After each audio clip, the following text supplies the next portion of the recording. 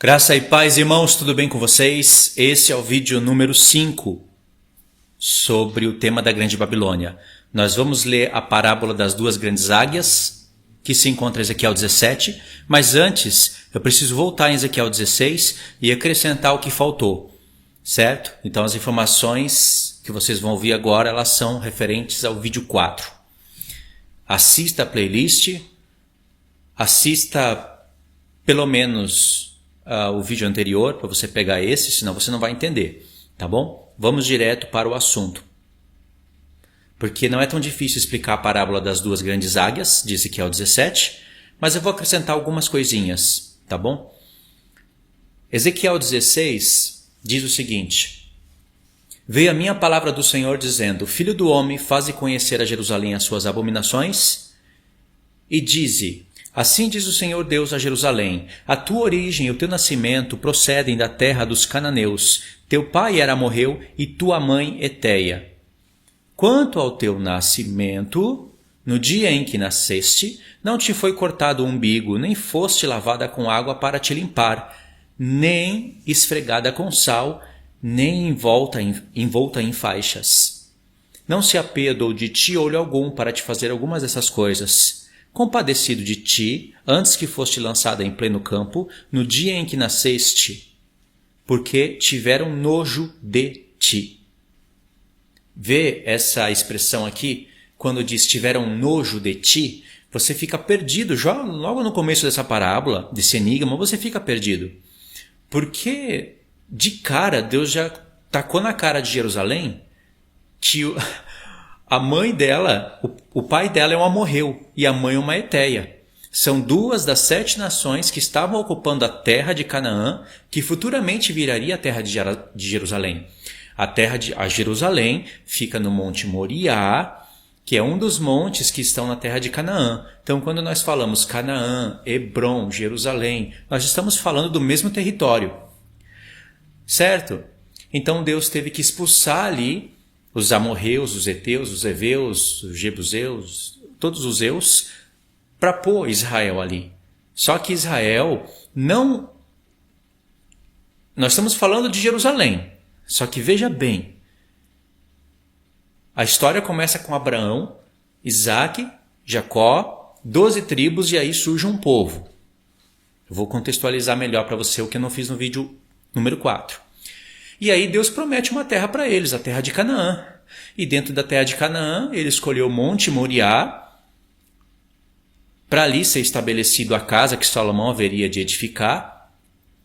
Mas ele promete a terra de Canaã. Mesmo Josué já luta contra 32 nações, Deus não diz para Josué derrubar todos os reinos da terra. Quase que Josué colocou Jerusalém como rainha da terra. Jerusalém, eu digo Israel, tá? Terra de Israel. O povo. Quase que Josué colocou o povo de Israel como rainha da terra. Mas Deus ainda não fez, porque Deus queria colocar à prova os filhos de Israel. Essa história que eu estou contando está no livro de Josué.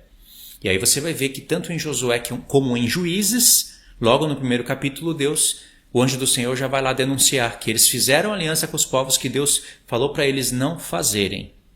Então eles desobedeceram a Deus e então eles entraram naquele ciclo de pecado que se encontra no livro de Juízes, até que Deus começa a levantar juízes, aí eles pecam, se arrependem, levanta juízes, pecam, se arrependem, até os tempos de Samuel. Aí Samuel levanta Saul. Na verdade, Deus levanta Saul. Saul, ele é um rei mau diante do povo. Depois, Deus unge Davi. E aí vem Salomão, que realmente edifica o templo e fixa em Jerusalém e passa a ser a glória de todos os reinos, que é o assunto que Deus vai falar em Ezequiel 20. Tacar na cara deles.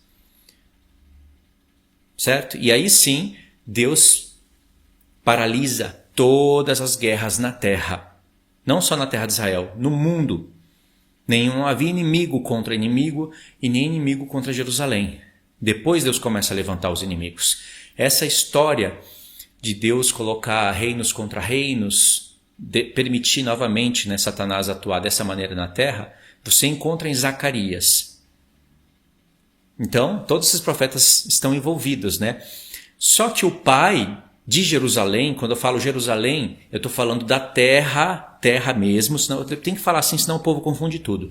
Da terra, né, na qual aí iria habitar o povo. Jerusalém ia ter o templo e o povo iria estar habitando ali ao redor de Jerusalém, nas terras, cada uma com as suas porções. Inclusive são essas porções que Deus vai dar no milênio, vai distribuir no milênio para as tribos. Lá em Ezequiel 47 está tendo essa distribuição de terra. É um repeteco do que aconteceria no livro da lei. Israel teria que alcançar as nações, pregar a lei, mas eles não fizeram. Isso vai voltar a acontecer no milênio. Eu estou falando de um povo natural mesmo, segundo a carne. Não estou falando da igreja glorificada que recebeu as bênçãos, da glorificação dos corpos e a sua ida ao santuário de Deus, ao trono de Deus, com acesso aos céus. Não estou falando desse assunto. Ezequiel, ele é um profeta que ele não foca nesse assunto. Ele cria paralelos, mas ele não foca nisso. E isso é o que a igreja, não vou dizer perdeu, porque ela não pode perder o que não tem. A igreja não tem essa informação. Alguns pode ser que tenham tido no passado, pode ser que esteja alguma coisa escrita em livros, eu desconheço, né? Mas o que eu estou passando aqui para vocês é o que Deus vai recapitular. Então a igreja, ela quer pegar todas as promessas que foram dadas a Jerusalém, ao povo natural, e botar tudo na igreja por causa das cartas dos apóstolos. E dizer que o judeu que não se converter à igreja não vai ser a igreja, então ele vai ser o quê? Nação restante? Vai para onde? Os calvinistas vão mandar o resto do mundo inteirinho para o inferno. O reino vai ser no céu. Para adventistas do sétimo dia, alguns deles, a terra vai ser o abismo, Satanás vai estar aqui na terra e o reino vai ser no céu, e o resto do mundo inteirinho foi para o inferno. Essa é a justiça desse povo.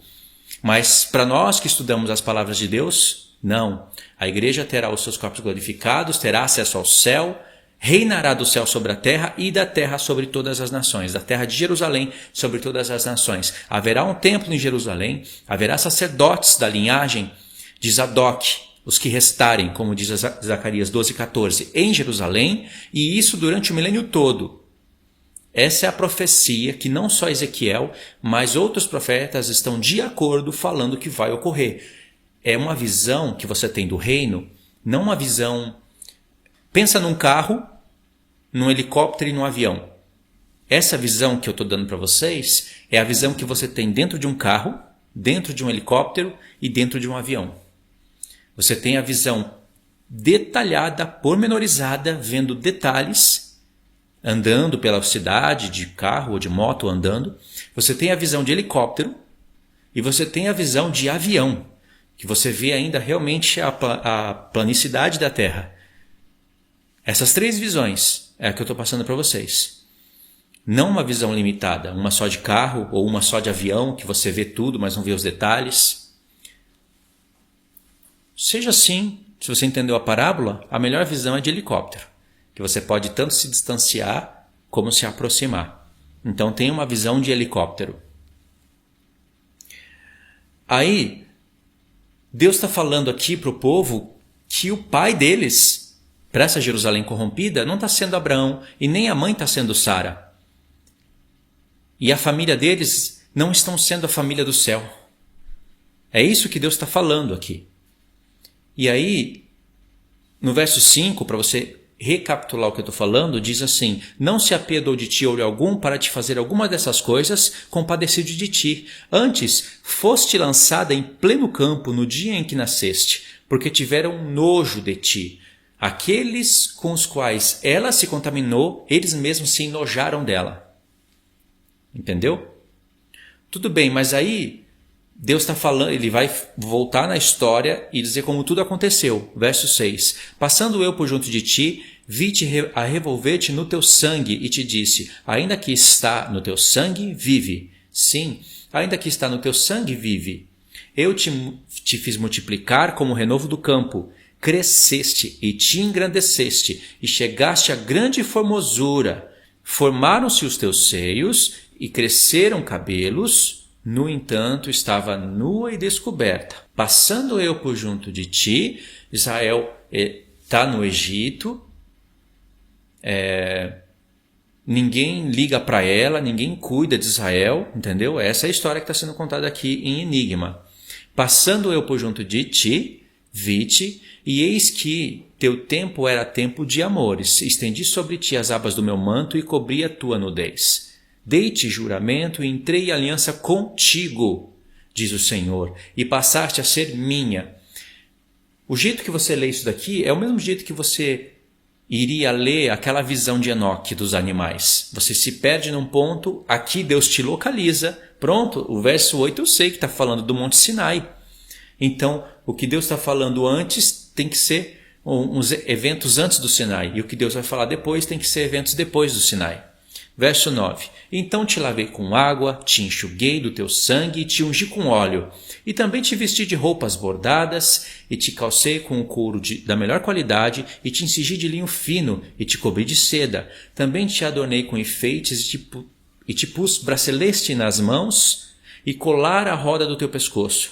Coloquei-te um pendente no nariz, arrecadas nas orelhas e linda coroa na cabeça. Assim, aqui já passou Josué, Davi, e vamos chegar em Salomão. Assim, foste ornada de ouro e prata, e teu vestido era de linho fino. Lembra das roupas da grande meretriz do Apocalipse 17. E ainda mais quando você presta atenção na roupa do sumo sacerdote. Pedras preciosas, linho fino. Na testa do sumo sacerdote tinha que ter santidade ao Senhor. Está escrito lá no livro da lei. Mas na Babilônia, que Deus comparou com Jerusalém, meretriz, a mãe das abominações da terra. Contudo, Jerusalém nunca iniciou as abominações da terra. Nunca. A grande Babilônia que começou, que fala também da Revolução Industrial, que começa lá no tempo de Nimrod, em Babel mesmo, ali se iniciou todas as abominações da terra. Como nós sabemos desse mistério? Porque o que o diabo intentou fazer com Babel, Deus paralisou a obra dele. Porque Deus falou ali, eu vou adiantar para vocês, Deus falou ali, não há limites para o que eles estão tentando fazer. Unificação dos povos, para ter controle total, Nimrod, figura do anticristo. Aí Deus fala, desçamos e confundamos as línguas, para que parem essa obra. Por quê? Não haverá limite. Sabe o que Deus viu? Deus viu os homens todos falando uma só língua, fácil de se comunicar. O conhecimento e a era da tecnologia iria vir milênios antes. Deus não queria isso. Ele parou a obra. Aí, pronto, essa obra parou no capítulo 11 de Gênesis, no capítulo 12... Ele chama o povo para si através de Abraão e depois, lá no futuro, ele deixa a Revolução Industrial continuar. Agora os homens passam a estudar uns as línguas dos outros, começa a falar as línguas dos outros, entra a era das fases mais elevadas da Revolução Industrial. Aí o mundo começa a se conectar e hoje o aplicativo faz um grande trabalho de tradução e aí os homens retomam a grande Babilônia. Agora não vai ser uma cidade lá em Babel. Agora o mundo todo está conectado, falando as mesmas línguas. Por isso que está escrito mistério. Mas agora Deus já chamou um povo para si. Por isso que ele fala, sai dela, povo meu. Sai dela da onde? De Jerusalém? Sim, de Jerusalém também, sai dela. Se está corrompida ali, ela foi comparada, sai dela. Sai do islamismo? Com certeza, sai de Meca. Sai da Igreja Católica Romana? Plena certeza, sai dela. Sai desse mundo? Sim, com certeza. Deus não vai tirar a gente do mundo, mas não seja participante desse mundo. Não se contamine com as mulheres. Porque nos profetas, Deus fala que as mulheres são as nações. E as igrejas evangélicas, que são filhas da Igreja Católica, estão nas nações. Entendeu? É mistério, irmãos. Não é uma coisa ali, uma coisa aqui. Uma coisa ali, uma coisa aqui. Eu quis dizer, não é só Jerusalém, só Meca, só a Igreja Católica Romana. Entendeu o mistério? Então, Jerusalém jamais iniciou as abominações da terra, mas se comportou como uma. E Deus comparou, para a vergonha dela. Por isso que quando João olhou para aquela mulher, ele ficou espantado. Qual é a expressão que está ali? Ele se espantou muito. Ele se admirou, mas de maneira espantada. E o anjo falou, por que você está assim, João? Claro que ele se lembrou de Jerusalém também. Ele falou, vou te explicar o mistério. E explicou para João o mistério. Verso 13. Assim foste ornada de ouro, de prata, teu vestido era de linho fino, de seda e de bordados, nutriste de flor de farinha, mel e azeite, eras formosa em extremo e chegaste a ser rainha, fiel, nas mãos do rei Salomão, figura do milênio. Ok, aí Deus vai falar aqui, vai comparar ela com a Grande Babilônia, nós já sabemos, nós já lemos no vídeo anterior, certo? Agora, recapitulando o mistério do vídeo anterior, para a gente prosseguir para o capítulo 17 com um bom contexto, depois que Deus compara ela sim com a Grande Babilônia, ele já começou a contar um enigma no começo do capítulo. Lembra do enigma? Vamos voltar só um pouquinho para você não perder. Eu sei que muita gente não está familiarizado com essas coisas, então só para não perder. Verso 16. Veio a minha palavra do Senhor dizendo, Filho do homem, faze conhecer a Jerusalém as suas abominações e dize, assim diz o Senhor Deus a Jerusalém, a tua origem e o teu nascimento procedem da terra dos cananeus. Teu pai era amorreu e tua mãe Eteia. Tá estranho aqui já tá estranho. Aí Deus vai concluir isso daqui no final do capítulo. Ele não vai só apenas comparar Jerusalém com a Grande Babilônia para você falar, a Grande Babilônia, e que a fumaça dela suba pelos séculos dos séculos. Aquele povo lá não é verdadeiro, não é judeu de verdade, aquela terra de Israel não é a terra que Deus quis, tudo aquilo ali é uma mentira. Tem muita gente, irmãos, com essa loucura. São esses que estão falando que aqueles judeus não são judeus de verdade, aquela terra não é a terra de verdade. Você sabe, né, que tem um movimento por aí assim no YouTube. Isso são filhos do diabo. É a mesma classe de pessoas daqueles que falam tudo do ano 70. Você conhece os do ano 70? Tudo já se cumpriu? É a mesma classe de pessoas. Serpentes espalhadas aí pela internet.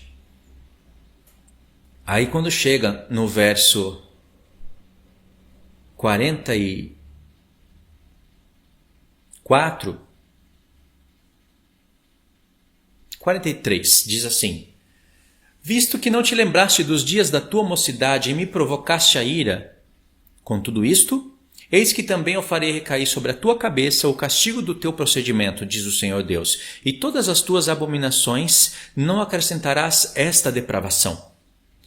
Eis que todo o que usa de provérbios usará contra ti este, dizendo, tal mãe, tal filha.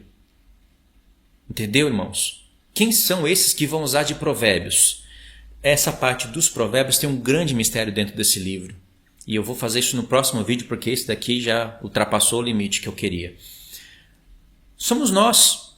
Olhamos para Jerusalém, podemos ver o estado dela e o que o diabo está fazendo lá. Realmente, tal mãe, tal filha. Semelhante aos heteus, os amorreus. Deus falou que ia entregar a terra, a Canaã para Israel, não porque Israel era bom. Está escrito isso que eu estou falando. Mas porque aqueles povos eram povos ruins. E Deus ia retirar eles de lá para dar a terra para Israel, não porque Israel era o melhor povo, era o maior. Deus fala, pelo contrário, vocês eram os menores de todos. Contudo, eu tenho uma promessa com Abraão, Isaque e Jacó. Mas olha lá, tal mãe, tal filha. É o que nós podemos ver. Verso 45, tu és filha de tua mãe, que teve nojo de seu marido e de seus filhos. E tu és irmã de tuas irmãs, que tiveram nojo de seus maridos e de seus filhos. Vossa mãe foi Eteia, e vosso pai foi Amorreu. Um pegou nojo do outro, porque Deus limpou, chamou Abraão, disse que de Abraão procederia uma nação e uma multidão de nações. Está em Gênesis 12, Deus falou para Abraão, uma nação sairá de ti. Israel, as 12 tribos. mais uma multidão de nações sairá de ti. Essa multidão de nações é quando Deus enxerta os gentios. E aí não é só o primeiro pacto que está em conta, o segundo também está. Entendeu? Deus confirma isso em Gênesis 17. E ainda fala que Sara seria a mãe das nações. Não só Sara, Rebeca também está como mãe das nações. Raquel. Mas ele destaca, né, no texto que conecta uma coisa a outra, ele destaca Sara como mãe das nações. E ele confirma isso com Jacó. A mesma coisa. Ok, então o pai de Israel, de Jerusalém, deveria ser Abraão e a mãe Sara. Mas para ser pai de Abraão, Deus não considera só pela carne. Deus considera pelas obras. Lá em João 8, Jesus falando com os judeus, ele fala assim: eu sei que vocês são filhos de Abraão. Eu sei. Parece que Jesus entrou em contradição, né? Porque Paulo iria explicar o que Jesus não poderia explicar ali, porque eles não teriam como compreender. Né? De Jesus para Paulo o tempo avançou, igrejas foram estabelecidas. Então evoluiu mais o tempo, mas Jesus já deixou uma dica. Jesus falou: eu sei que vocês são filhos de Abraão. Mas logo depois Jesus fala: se vocês fossem filhos de Abraão, vocês fariam as obras de Abraão. Mas vocês têm por pai o diabo. Espera aí, eles são filhos de Abraão ou não? Sim, mas pela parte da carne, ou seja, considerados como filhos de Ismael. Ismael também é filho de Abraão, mas descende da carne, que perseguiu os filhos do Espírito. Entendeu? E como Jerusalém se contaminou com as nações ali da terra, Deus está falando para Israel: o pai e a mãe de vocês não são Abraão e Sara. Então eles se contaminaram com essas nações, depois elas tiveram nojo de Jerusalém, e Jerusalém nojo delas. Um pegou nojo do outro. E Deus está atacando na cara. Verso 45. Tu és a filha de tua mãe, não Sara, que teve nojo do seu marido e de seus filhos, as nações, aquelas nações que eles se contaminaram.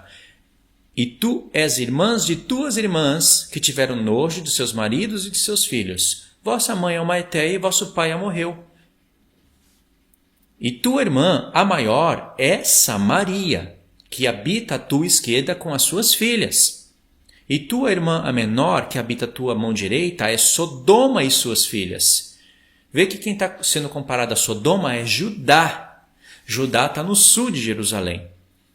Aqui é a parábola das três irmãs. São três irmãs aqui. Jerusalém no meio, Samaria no norte e Sodoma no sul. Só que Deus usa aqui direita e esquerda, né? Verso 47, mas ele está direcionando a palavra para Jerusalém. Todavia, não só andaste nos seus caminhos, nem só fizeste segundo as suas abominações, mas, como se isto fora muito pouco, ainda te corrompeste mais do que elas em todos os teus caminhos. Aí eu já expliquei isso no vídeo anterior, né? Ele está falando para Jerusalém: você viu o cativeiro que aconteceu com Judá, com Samaria, o rei da Síria levou eles cativos a meu comando. Por causa dos pecados, eu fiz restar um povo em vocês, eu deixei que Nabucodonosor deixasse um restante ali. Tudo aqui está implícito, irmãos, é um enigma. Deus está falando: eu permiti, levantei homens como Zorobabel. Eu sei que é Ezequiel que está profetizando aqui, e Ezequiel é antes desse ponto que eu estou falando, mas Deus está prevendo a história, tanto é que ele vai chegar até no fim. Ele vai contar desde o início até o fim, para nós entendermos e usarmos de parábola contra eles. Tal mãe, tal filha. Entendeu? Aí Deus está falando: levantei homens santos para edificar vocês, e vocês viram o que eu fiz e não levaram em conta. Pelo contrário, você, Jerusalém, fez pior do que as tuas irmãs. Isso que Deus está falando. Aí ele vai restaurar a sorte. Verso 53. Restaurarei a sorte delas, a de Sodoma e de suas filhas, e de Samaria e de suas filhas, e a tua própria sorte entre elas. Então Deus está falando: eu vou restaurar você, Jerusalém, o norte e o sul. Só que nesse processo de restaurar, Deus já está levando em conta um novo pacto. Para que leves a tua ignomínia e sejas envergonhada por tudo o que fizeste, servindo-lhes de consolação. Jerusalém, ao passo que Jerusalém, ainda que vai ser restaurada, vai receber um ponto de vergonha, que é o que Deus está explicando do capítulo 40 ao 48. Ezequiel, está vendo esse templo? Está vendo essas leis? Mostra para os filhos de Israel para que eles se envergonhem. Porque eles estão sendo sacerdotes, mas rebaixados. Poderiam ser seres celestiais. Irmãos, é revelação. Eu sei que muitas pessoas endurecem o coração por não quererem ver. Não são aptas para entender nem para explicar. Mas não é assim com todos. Deus está dando isso para a gente. Quando tuas irmãs, Sodoma e suas filhas, tornarem a seu primeiro estado, e Samaria, suas filhas, tornarem ao seu, também tu e tuas filhas tornareis ao vosso primeiro estado. Ou seja, vai ser como nos tempos de Salomão. Não usaste como provérbio em nome de Sodoma, tua irmã, nos dias da tua soberba? Antes que se descobrisse a tua maldade? Deus está falando, você, Jerusalém, não usou de provérbio para tua irmã Sodoma, para ajudar? Você não ficava falando dela? Agora te tornaste como ela, objeto de opróbrio das filhas da Síria e de todos os que estão ao redor dela. As filhas dos filisteus que te desprezam, as tuas depravações e as tuas abominações tu levarás, diz o Senhor. Porque assim diz o Senhor Deus, eu te farei a ti como fizeste, pois desprezaste o juramento, invalidando a aliança. Lembra que Jesus falou? Quando você for julgar, cuidado, porque da mesma maneira que você julgar, você será julgado. Ele não está falando que não é para você julgar os casos, mas é para você tomar cuidado. Porque o mesmo julgamento vai vir da mesma proporção como você. É o que está acontecendo aqui. Se você julga o caso corretamente e não faz igual, perfeito. Se você não julga porque está em pecado, você já está devendo. É isso que Jesus está explicando. Então, por isso que ele usa a parábola, né, do cisco e da trave. Verso 60. Mas eu me lembrarei da aliança que fiz contigo nos dias da tua mocidade, estabelecerei contigo uma aliança eterna. Está vendo os dois pactos em conta aqui? Só que aí Samaria e Judá, as que recebem o pacto da aliança eterna, serão transformadas. Serão povos que terão acesso à nova Jerusalém celestial, ao passo que a de baixo recebe a sua vergonha. Ainda assim, Deus restaura a sorte dela. Porque o diabo não vai vencer nessa. Irmãos, eu sei que é um repeteco do vídeo anterior, mas é necessário esse repeteco. Foi um repeteco com algumas diferenças, tá? Resumindo o vídeo anterior e acrescentando nesse. Então te lembrarás dos teus caminhos e te envergonharás quando receberes as tuas irmãs. Por que vai ser vergonha? Ezequiel do 40 a 48 explica. Tendo a mais velha, tanto a mais velha como a mais nova, é no plural, tá? Tanto as mais velhas como as mais novas, as darei por filhas, não pela tua aliança. Ou seja, nós seremos chamados, sim, filhas de Jerusalém, mas não pelo pacto que Deus fez com eles, porque eles invalidaram, Deus faz um novo pacto e entra o mistério das duas casas. Mas Jerusalém terrestre permanece.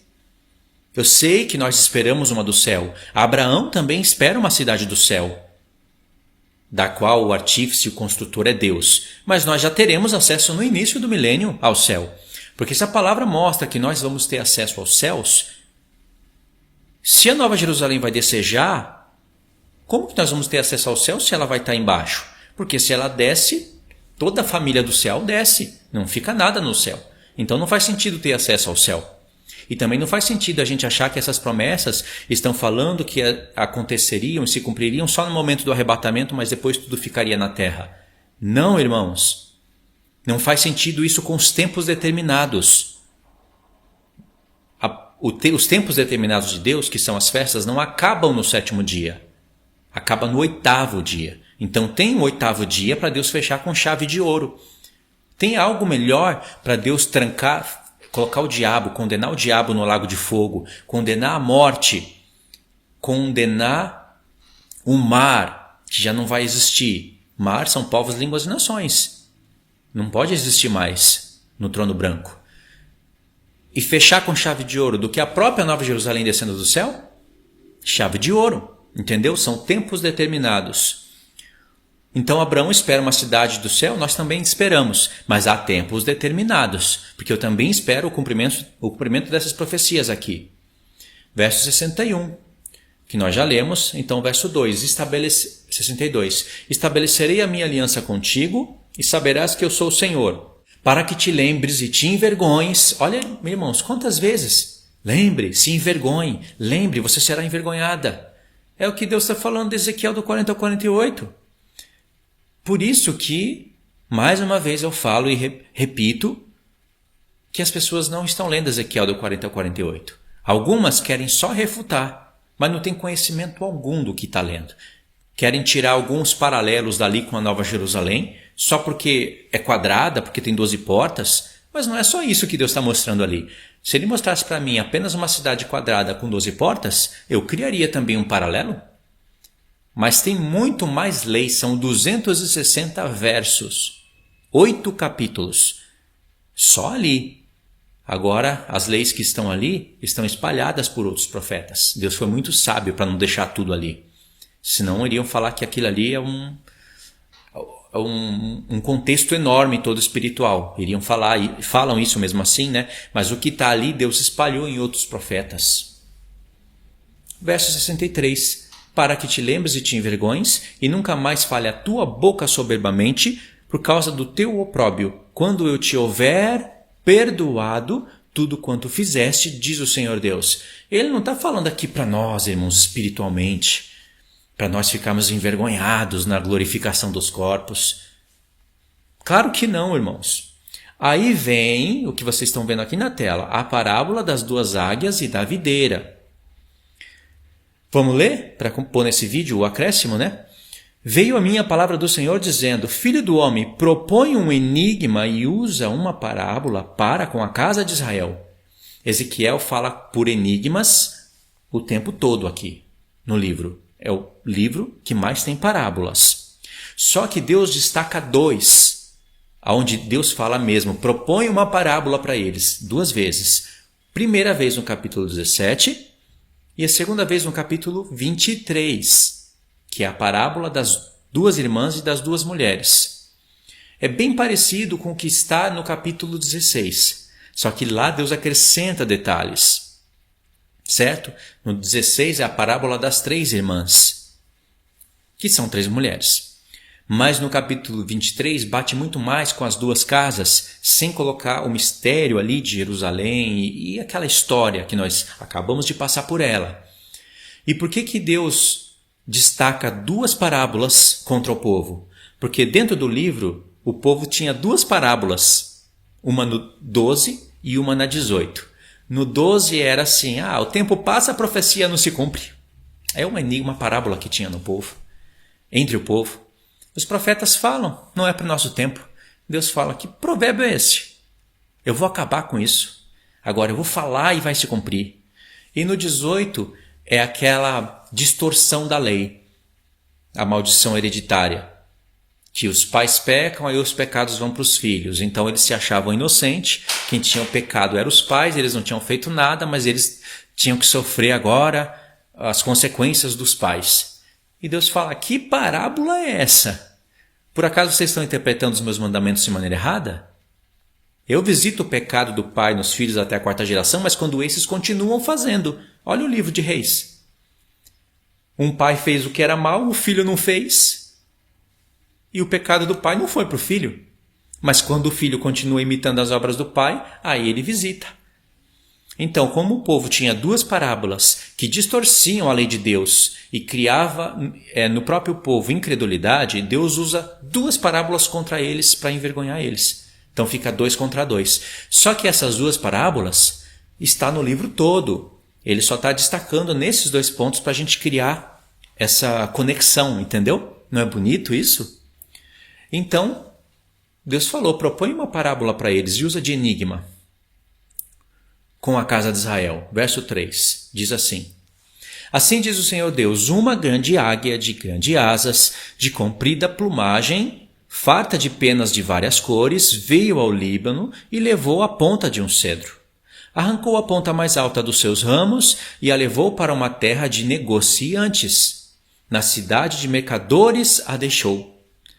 Tomou muda da terra e a plantou num campo fértil, tomou-a e pôs junto às muitas águas, como salgueiro. Ela cresceu e se tornou videira muito larga, de pouca altura, virando para a águia os seus ramos, porque as suas raízes estavam debaixo dela.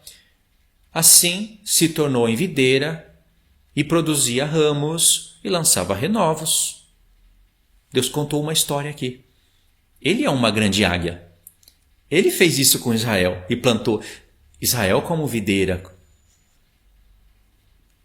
Ele está contando, ele está recapitulando. Irmãos, é uma característica do Senhor sempre recapitular a história através de parábolas. Certo? Então, mas olha o que diz no verso 6. Ela cresceu e se tornou videira muito larga, de pouca altura, virando para a águia os seus ramos, porque as suas raízes estavam debaixo dela, assim se tornou videira e produzia ramos e lançava renovos. Houve outra grande águia, de grandes asas e de muitas penas, e eis que a videira lançou para ela suas raízes e estendeu para ela os seus ramos, desde a cova do seu plantio, para que a regasse. Em boa terra, à borda de muitas águas, estava ela plantada, para produzir ramos e dar frutos, ser excelente videira. Dize, assim diz o Senhor Deus, acaso prosperará ela? Não lhe arrancará a águia as raízes e não cortará o seu fruto para que se sequem todas as folhas dos seus renovos? Não será necessário nem poderoso braço, nem muita gente para arrancar por suas raízes. Mas ainda plantada prosperará? Acaso, tocando-lhe o vento oriental, de todo não se secará? Desde a cova até o plantio se secará. Então veio a minha palavra do Senhor dizendo, dize à casa rebelde. Olha a explicação da parábola. Não sabeis o que significam essas coisas? Dize, eis que veio o rei da Babilônia a Jerusalém e tomou o seu rei e os seus príncipes e os levou consigo para a Babilônia. Tomou da estirpe real e fez aliança com ele, também tomou dele juramento, levou os poderosos da terra, para que o reino ficasse humilhado e não se levantasse, mas guardando a sua aliança, pudesse subsistir. É o que Deus propôs para Jerusalém. Vocês não vão se levantar contra o rei da Babilônia. Se submetam a ele e vocês vão continuar produzindo frutos. Eles não quiseram obedecer nem a Deus e nem a segunda alternativa que Deus deu. Eles foram pedir auxílio para o Egito. Essa história está em Jeremias e em Ezequiel. Aqui, Deus está recapitulando a história através de uma mini parábola. Porque se eles se submetessem ao rei Nabucodonosor, Jerusalém continuaria ali. Não teria cativeiro, não teria aquela destruição, aquela humilhação de Nabucodonosor pegar os utensílios do templo. Deus deixaria eles servindo a Deus debaixo de um jugo. Tanto é que no Império Romano eles aceitaram isso. No tempo do Império Romano eles se submeteram a César e Deus permitiu que o templo ficasse ali. Eles servissem a Deus com sacrifícios, eles estavam acrescentando as leis dele, os fariseus, os saduceus, fazendo tudo errado, mas estavam ali. Mas aqui no tempo de Nabucodonosor, eles não quiseram se submeter a isso. E olha o que aconteceu. Verso 14, para que o reino ficasse humilhado e não se levantasse, mas guardando a sua aliança, pudesse subsistir. Mas ele se rebelou contra o rei da Babilônia, enviando seus mensageiros ao Egito. A história de Jeremias, que está sendo contada aqui. Para que lhe mandassem cavalos e muita gente. Prosperará, escapará aquele que faz tais coisas? Violará a aliança e escapará? Tão certo como eu vivo, diz o Senhor Deus, no lugar em que habita o rei, que o fez reinar, cujo juramento desprezou e cuja aliança violou, sim, junto dele, no meio da Babilônia, será morto. Faraó, nem com grande exército, nem com numerosa companhia, o ajudará em guerra, levantando tranqueiras, edificando baluartes para destruir muitas vidas. Pois desprezou o juramento, violando a aliança feita com um aperto de mão, e praticou todas essas coisas, por isso não escapará. Portanto, assim diz o Senhor Deus: tão certo como eu vivo, o meu juramento que desprezou e a minha aliança que violou, isto farei recair sobre a sua cabeça. Estenderei sobre ele a minha rede, e ficará preso no meu laço. Levá-lo-ei à Babilônia, e entrarei em juízo com ele por causa da rebeldia que praticou contra mim. Todos os seus fugitivos, com todas as tuas tropas, cairão à espada, e os que restarem serão espalhados a todos os ventos, e sabereis que eu sou o Senhor. Assim diz o Senhor Deus: também tomarei... Presta atenção aqui. Então Deus está recapitulando a história que foi contada por Jeremias e também por Ezequiel, mas no início do livro, né? Que eles não se submeteram à segunda alternativa que Deus deu para eles. A primeira era obedecer a Deus e reinar sobre todo mundo. A segunda, então, era se submeter agora a Nabucodonosor, que ia reinar sobre todo mundo. E a partir dali, depois ia reinar a Pérsia, depois ia reinar a Grécia e depois ia reinar Roma. E finalmente, lá no tempo de Roma, eles se submeteram ao jugo que Deus colocou. Então, eles prosperaram, ainda que humilhados. Para também, vem o tempo de Cristo, o tempo dos apóstolos. No verso 22, Deus vai concluir a revelação, o enigma. E isso vai conectar com tudo o que nós temos falado no canal e nessa série. Verso 22. Assim diz o Senhor Deus: também eu tomarei a ponta de um cedro e a plantarei.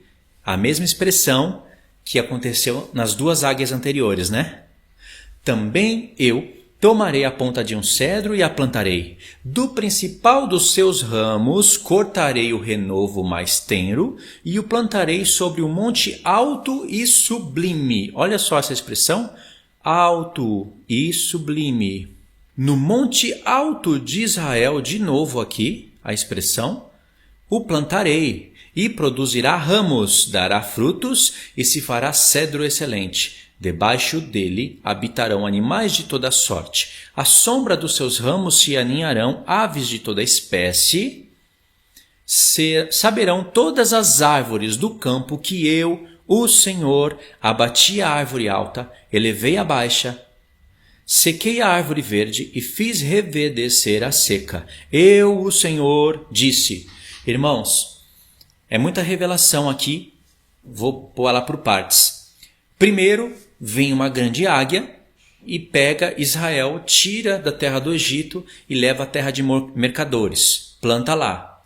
Depois passa por toda a história de Israel, eles não obedecem a Deus. Lembra da recapitulação que Deus já fez no capítulo 16? Então o capítulo 17 é acréscimo direto. E aí então vem uma outra grande águia, pega um cedro, coloca em Jerusalém para que ela ficasse ali, produzisse frutos e prosperasse, ainda assim prosperasse, mas sem violar a aliança. Eles apertaram a mão do rei, mas depois eles foram pedir contra, as costas do rei, foram clamar ao Egito. E Deus falou, isso não vai subsistir. Ou seja, vai ser humilhado, vão ser julgados, vai ter o cativeiro, vai ter toda essa humilhação. E depois de tudo, Deus fala, eu também vou pegar uma planta. Vou plantar ela, vou plantar ela no monte alto e sublime e ali vai ter fruto. Israel vai dar fruto. Irmãos, essa terceira parte, claro que nos lembra, aqui já aparece uma terceira águia, porque ele fala, eu também, é uma terceira águia. A esposa está indo para o Egito com asas de águia, não está? Ok. Deus também, vai ser uma grande águia novamente, que vai levar o povo para o deserto e ali vai entrar em juízo com eles. Isso que eu estou falando se encontra em Ezequiel capítulo 20, onde Deus mais uma vez vai recapitular a história.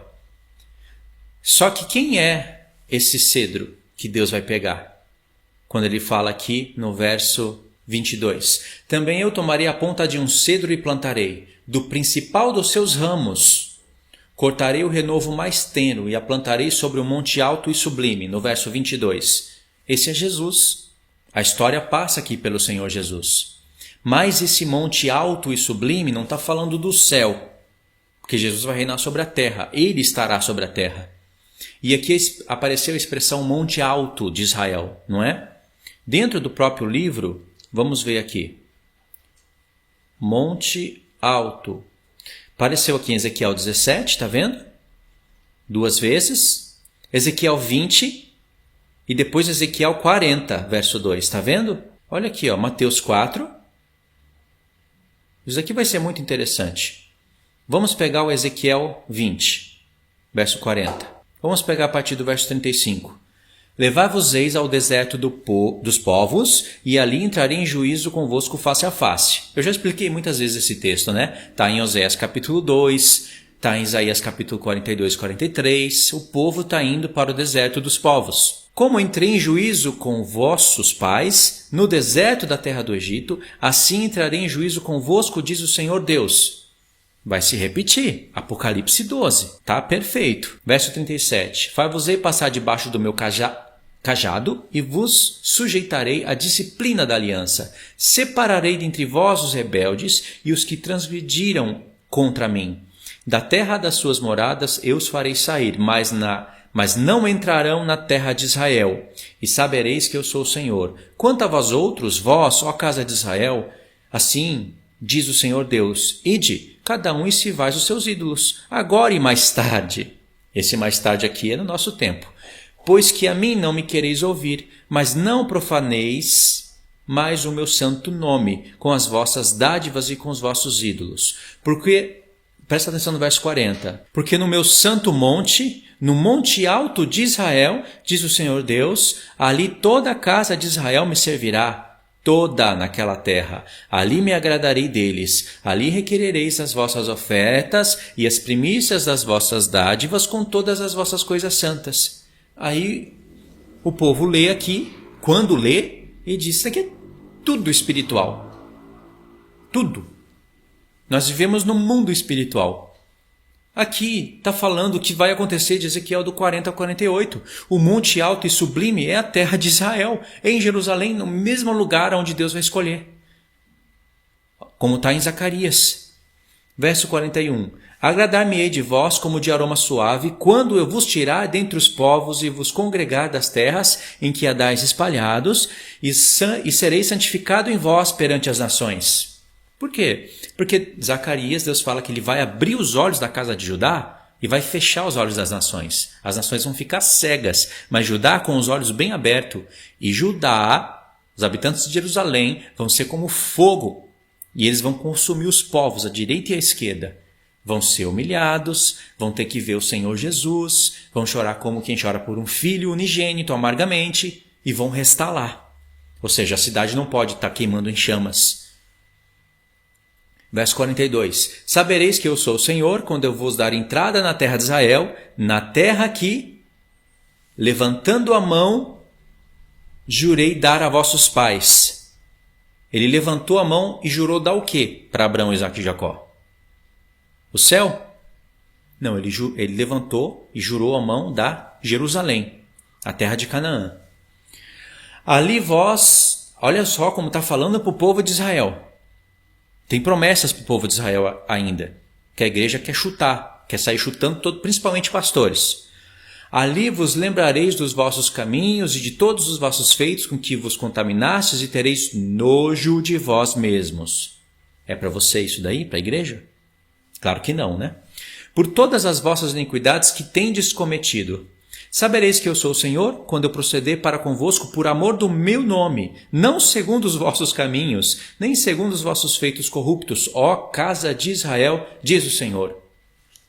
Então, por um lado, a igreja tem luz sobre as duas casas de Israel, e aí aparece o termo casa de Israel aqui, ela acaba se confundindo com tudo. Isso é o que está em Ezequiel 20, né? Vamos pegar Ezequiel 40. Verso 2. Em visões, Deus me levou à terra de Israel e me pôs sobre um monte muito alto. Sobre este havia como edifício de cidade para o lado do sul. Tudo bem, vamos pegar uma referência aqui. E olha só para onde nos levou. Olha só como as pessoas estudam a Bíblia. Só porque o aplicativo levou a pessoa para Apocalipse 21:10... Aí a pessoa vai ler Apocalipse 21:10, ela acha que é espiritual. Olha aí, ó. Então veio um dos 7 anjos, que tem as 7 taças cheias dos últimos 7 flagelos, e falou comigo dizendo, vem, mostrar-te-ei a noiva, a esposa do Cordeiro. E me transportou em espírito até um grande e elevada montanha, e me transportou à santa cidade, Jerusalém, que descia do céu da parte de Deus.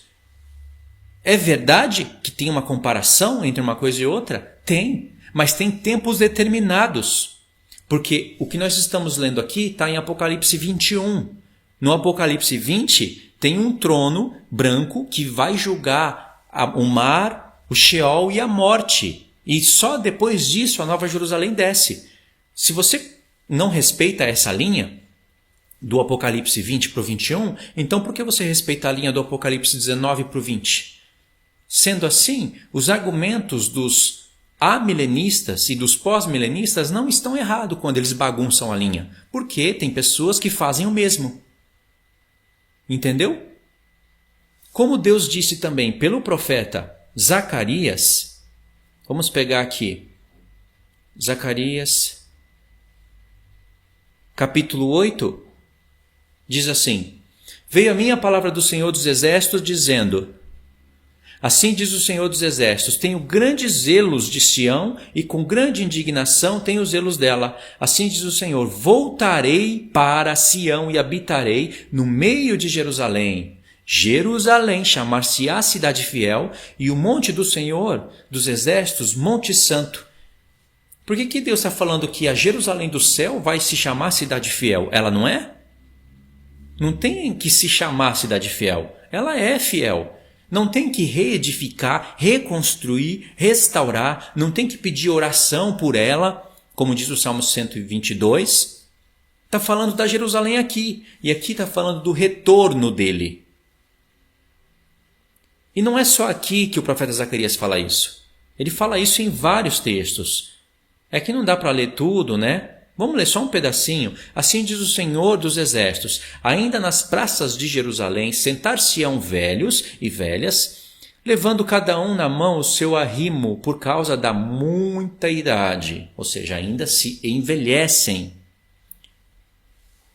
As praças da cidade se encherão de meninos e meninas que nelas brincarão.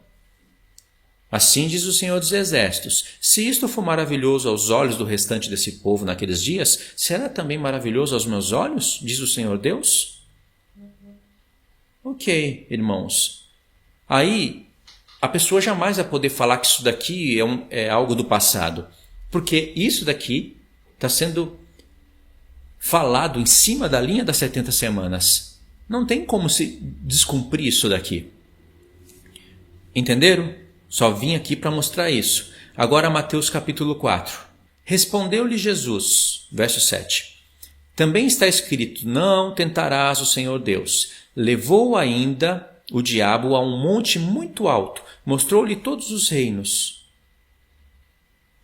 Aqui está o monte muito alto, é Jerusalém mesmo, né? Não era esse texto que eu queria mostrar. Era isso daqui, ó. Cidade Santa. É isso que eu queria mostrar.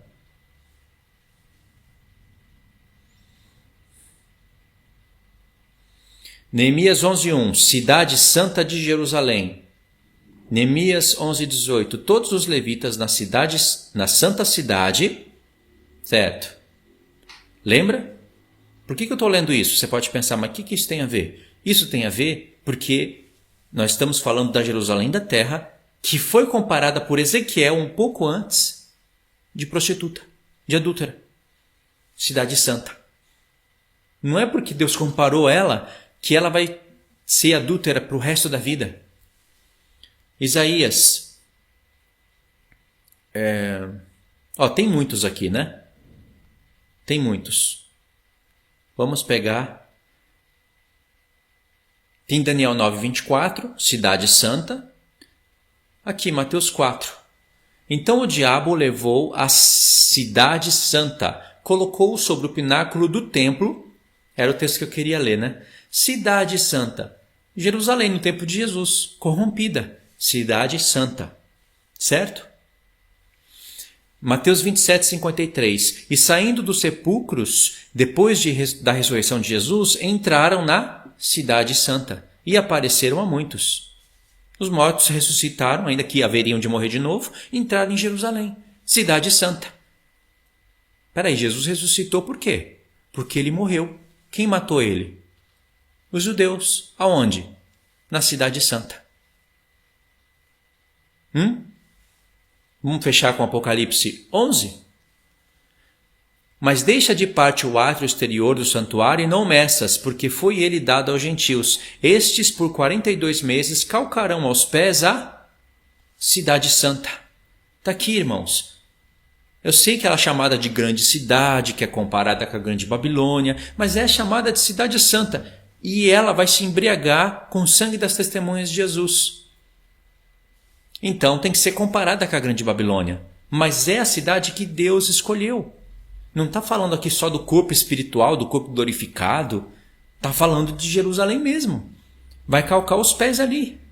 E essa referência aqui está em Lucas 21, verso 24.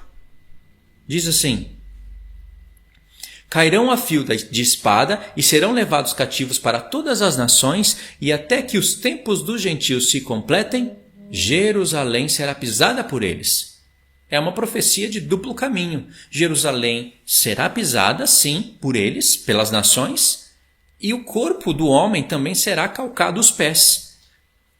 Porque nosso corpo faz referência à cidade celeste. São duas realidades que subsistem juntas.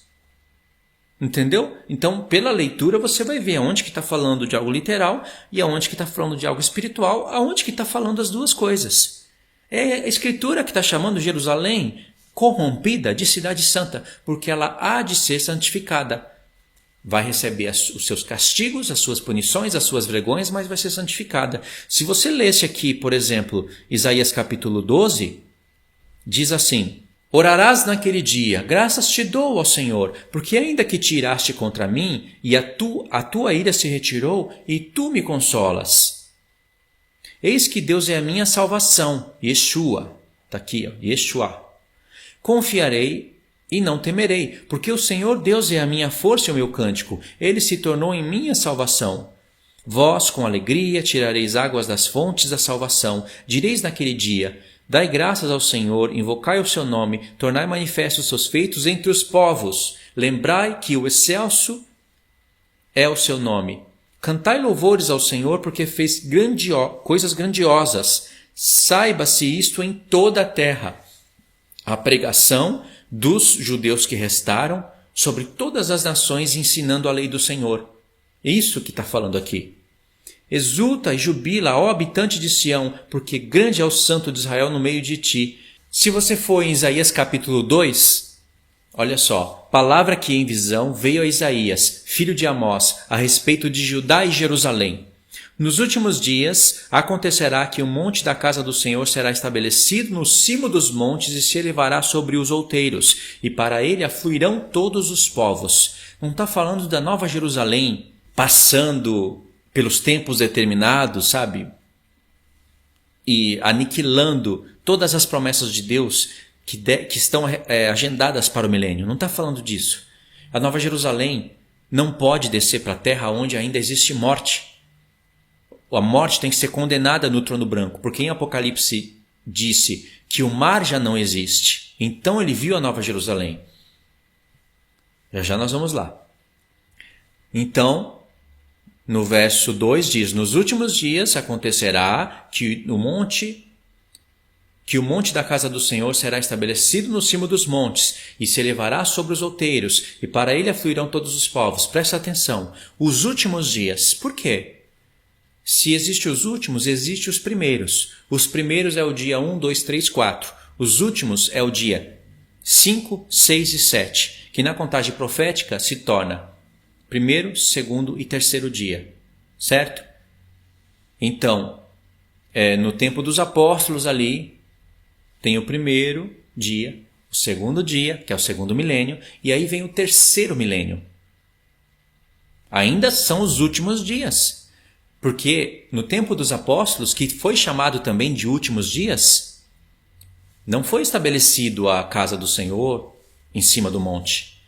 Então aqui está contando o 7º dia, fazendo parte dos últimos dias. E o 7 é o último. Pode ver lá na criação, o 7º é o último. E depois disso, não tem o 8º. Se tivesse, o 8º seria o último. Mas tem o 8º dia da festa dos tabernáculos, né? Que seria o dia 22, mas Deus não quis colocar dia 22, colocou o 8º dia para a gente conectar com um dia eterno. Pedro fala desse dia eterno. Entendeu? Então, nos últimos dias, que seria aqui o 7º, tem que ter um templo para depois vir o estado eterno. Irão muitas nações e dirão: vinde e subamos ao monte do Senhor e à casa do Deus de Jacó, para que nos ensine os seus caminhos e andemos pelas suas veredas, porque de Sião sairá a lei e a palavra do Senhor de Jerusalém. Quando você vai em Apocalipse, verso 13: deu o mar os mortos que nele estava, a morte e o além entregaram os mortos que neles havia, e foram julgados um por um segundo as suas obras. Então a morte e o inferno foram lançados para dentro do lago de fogo. Esta é a segunda morte, o lago de fogo. E se alguém não foi achado escrito no livro da vida, esse foi lançado para dentro do lago de fogo. Vê que 3 lugares deram os mortos: o Sheol, a morte deu os seus mortos, e o mar. O mar não é literal. Porque as pessoas que morreram no fogo, por que o fogo não deu a morte? Não é mar literal. São mar se referindo a povos, línguas e nações que estavam no milênio e foram enganados pelo diabo. Mas ficaram vivos, né? Então, o Sheol é uma prisão. Todos aqueles que não ressuscitaram na primeira ressurreição, ressuscitaram aqui. Ou seja, saiu, o Sheol deu os mortos. E quando diz que a morte deu os seus mortos? A morte é o estado do homem no qual ele não está em carne. O espírito foi para Deus, a carne foi para o pó da terra e a alma foi para o Sheol. Então a morte dá os seus mortos. Ressurreição. Entendeu? Por isso que fala que a morte deu os seus mortos. O Sheol é o lugar aonde os mortos estão. A morte é o estado do homem sem a vida, sem o sopro divino. E o mar? O mar são povos, línguas e nações que restaram. Esses 3 deram os seus mortos. Porque esses que restaram e não foram obedientes a Deus são considerados mortos também. Cada um foi julgado. E aí teve a condenação do Sheol, da morte, faltou o mar. Então, depois de 1000 anos, vi novo céu e nova terra, pois o primeiro céu e a primeira terra passaram, e o mar já não existe. Aqui o mar são os povos.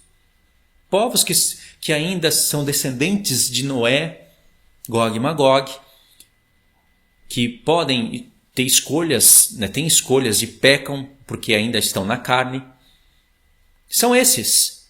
E aí sim, vi também a cidade santa, a nova Jerusalém, que descia do céu da parte de Deus, ataviada como noiva, adornada para o seu esposo. Aqui a cidade desceu, irmãos. Não é que o casamento vai acontecer aqui no 8º dia. E aqui é o 8º dia.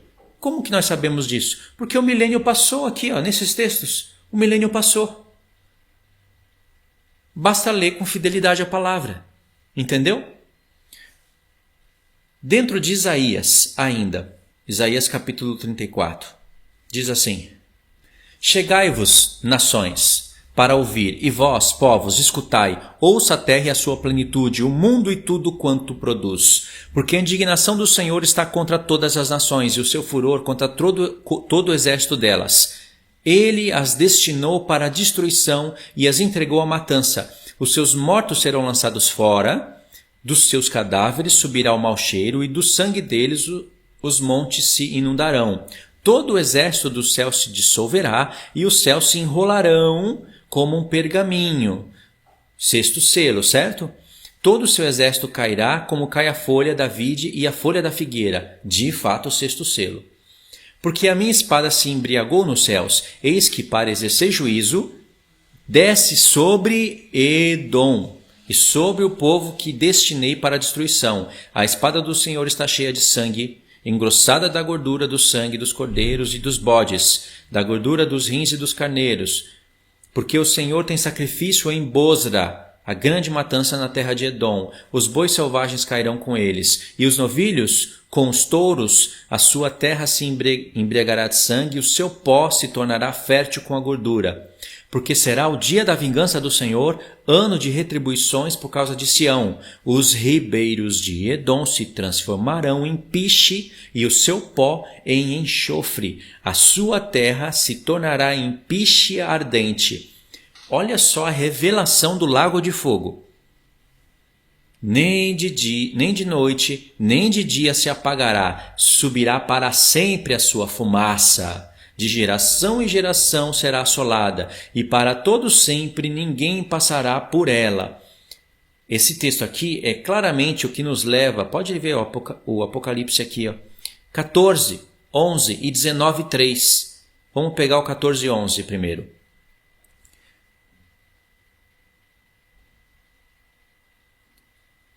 Seguiu-se a este outro anjo, o terceiro, dizendo em grande voz: se alguém adora a besta e a sua imagem, e recebe a sua marca na fronte e sobre a mão, também esse beberá do vinho da cólera de Deus, preparado sem mistura, do cálice da sua ira, e será atormentado com fogo e enxofre, vai ser a terra de Edom, diante dos seus santos anjos na presença do Cordeiro, e a fumaça do seu tormento sobe pelos séculos dos séculos, e não tem descanso algum, nem de dia nem de noite. Está vendo o texto igualzinho de Isaías 34? Os adoradores da besta, da sua imagem, e quem quer que receba a sua marca. Aqui, Isaías 34:10, está vendo? O primeiro ponto aqui, ó, Isaías 34:10, certo? O outro era Apocalipse 19, né? A outra referência. Então vamos pegar Apocalipse 19. Diz assim: depois dessas coisas, ouvi no céu com uma grande voz de numerosa multidão, dizendo: Aleluia! A salvação e a glória e o poder são do nosso Deus, porquanto verdadeiros e justos são os seus juízos, pois julgou a grande meretriz. Está aqui, ó. Vamos ver se é Jerusalém. Só porque ela foi comparada. Que corrompia a terra com a sua prostituição, e das mãos dela vingou o sangue dos seus servos. Segunda vez disseram: Aleluia! E a fumaça sobe pelos séculos dos séculos. A profecia está nos revelando que a terra de Edom e os rios vão se tornar em lago de fogo. E ali vão ser atormentados os ímpios, diante dos santos anjos. Você não leu isso em Isaías 34? As referências nos levaram para Apocalipse 14, falando do fogo e enxofre, do lago de fogo, e para Apocalipse 19, falando da condenação da grande Babilônia, que é todo o sistema, todo esse mundo. Entendeu? Esse mundo vai queimar no lago de fogo. Jerusalém não. E para confirmar isso dentro do mesmo profeta Isaías, você sempre lê Isaías 34, né, com Isaías 66 para esse ponto. Vamos ver a partir de onde. Também deles tomarei alguns para sacerdotes e para levitas, diz o Senhor, porque como os novos céus e a nova terra que hei de fazer estarão diante de mim, diz o Senhor, assim há de estar a vossa posteridade e o vosso nome. Aí a pessoa diz: novos céus e nova terra, Apocalipse 21. Entrada do milênio. Irmãos, não é os novos céus e nova terra do Apocalipse 21, porque quando o trono branco é estabelecido para o julgamento, diz que os céus e a terra fogem da presença do trono branco, e o trono branco é só depois do milênio, e não se achou mais lugar para eles. E agora, na vinda do Senhor Jesus, os poderes do céu serão abalados. Deus vai ter que restituir isso. E a terra já foi abalada por terremotos, né? A grande Babilônia foi abalada por terremotos. Vai ser restaurada. Agora, depois do milênio, tudo vai ser não restaurado, tudo vai ser mudado para a descida da Nova Jerusalém. Fechamento com chave de ouro. Entendeu? Então não pode ler isso daqui e já criar uma conexão errada. Verso 22. Porque como os novos céus e nova terra que hei de fazer estarão diante de mim, diz o Senhor, assim há de estar a vossa posteridade e o vosso nome. E será que de uma festa de lua nova a outra e de um sábado a outro, virá toda a carne a adorar perante mim, diz o Senhor. Virá toda a carne, ainda é milênio, não é depois do milênio. Eles sairão e verão os cadáveres dos homens que prevaricaram contra mim, porque o seu verme nunca morrerá, nem o seu fogo se apagará, e eles serão um horror para toda a carne. A profecia está nos confirmando que a terra de Edom vai ser um lago de fogo, e vai estar do lado de Jerusalém, assim como estava de maneira de parábola, né, profética em Jerusalém. Não tinha um lugar de fogo para jogar lixo. Então, é isso que o Senhor está falando. E o lago de fogo, irmãos, ele tem que estar fora da cidade, certo? E tem que se cumprir a profecia que diz que a terra de Edom se tornaria em lago de fogo. Se a Nova Jerusalém desce do céu, pela sua proporção de tamanho que Deus nos revelou e não foi à toa, a proporção do templo de Ezequiel foi revelada, o tamanho. E a proporção da da cidade de Jerusalém, a nova que desce do céu, também foi revelada. Jerusalém ela tem o tamanho proporcional a 53% do Brasil. O Brasil tem 8 milhões e pouco de áreas quadradas. Agora, a Nova Jerusalém tem 4 milhões e alguma coisa, 53%. Pega o norte, pega todo o sul, o Lago de Fogo estaria dentro da cidade. Aí se a pessoa começa a ficar pesado para o lado dela e ela não entende assim, aí ela já não olha mais para as medidas, para ela isso foi informação inútil. Ela olha só porque foi quadradinha, tem 3 portas, aí anula todas as partes proféticas, essas profecias, algumas elas não iriam pegar para ler, iria deixar de lado como se não existisse, iria pegar só textos juntinhos um do outro, fazendo a Bíblia falar aquilo que a Bíblia não está falando. Entendeu? Há esses tipos de corrupções na mente de algumas pessoas. Existe, mas aqui você está ouvindo a profecia por completo. Eu não estou deixando de usar textos aqui. Compreendeu? E assim se cumpre toda a promessa. Vê que nós saímos de Ezequiel 16, fomos para o 17, e aí eu achei necessário fazer essa conexão aqui para esse estudo. No próximo vídeo, que vai ser o número, se eu não me engano, o número 6, nós vamos estudar Ezequiel 23, que é uma outra parábola de enigma que Deus propõe para a casa de Israel, e ali revela mais coisas a nosso respeito e ao respeito de como será o reino de Cristo. E aí a gente dá um pulinho de Ezequiel 23, a gente vê para onde a gente vai no dia que a gente for estudar. Queria que vocês deixassem os comentários. Eu sei que é pesado, né? A profecia é pesado para entender. Mas você tem que ouvir Ezequiel, você tem que ler, você tem que dar um jeito. Senão você vai ficar só no que eu falei ou só no que outros estão falando. Como é que você vai saber quem está certo? Se você não tiver um parâmetro. Eu sei que dá para saber pelos argumentos e pelo contexto, né? Ligação de contexto. Mas você também tem que estar ali, ó, nativa. Falar, aqui faz mais sentido, aqui está mais conectado. Aqui abrange mais a profecia, a realidade. Aqui está faltando. Você tem que ter isso em mente. E para isso, aí entra a leitura. Ou pelo menos a audição da palavra. Tá bom, irmãos? Então vou parar aqui, tá? Deixa os comentários. Se você não está inscrito no canal, coloca a sua inscrição.